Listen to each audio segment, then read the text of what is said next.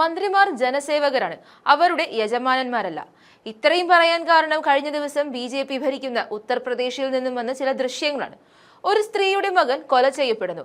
അതിന് ഉത്തരവാദികളായവരെ നിയമത്തിന് മുന്നിൽ കൊണ്ടുവരണമെന്നാവശ്യപ്പെട്ട് ആ സ്ത്രീ മന്ത്രിയുടെ കാലിൽ വീണ് കരയുകയാണ്. ഓം പ്രകാശ് രാജ്ഭർ ആണ് മന്ത്രി.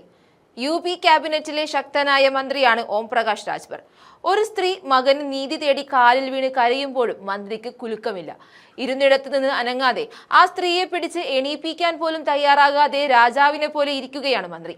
ജനങ്ങളുടെ വോട്ട് വാങ്ങി വിജയിച്ചു വന്നതിന് ശേഷം അവരെ കാണുമ്പോൾ വെറും ചതുർത്ഥിയാണ് നേതാക്കന്മാർക്ക്. അക്കൂട്ടത്തിലെ പുതിയ എൻട്രിയാണ് ഓം പ്രകാശ് രാജ്ഭർ.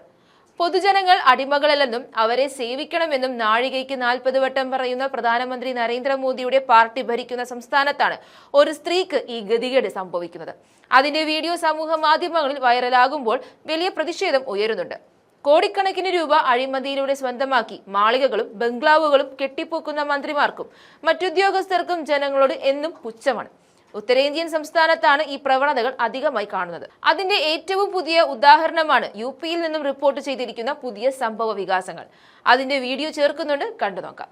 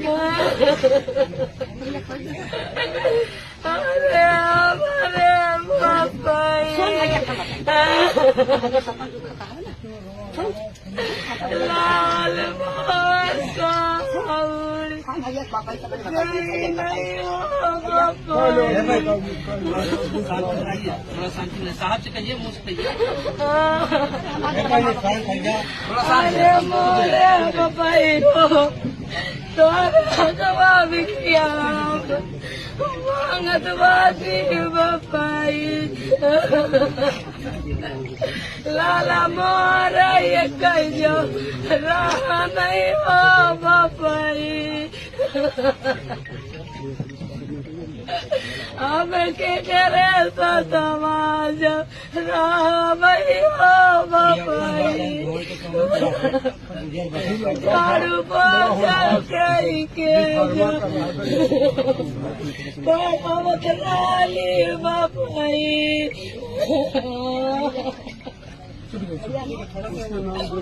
अरे हमारे बापा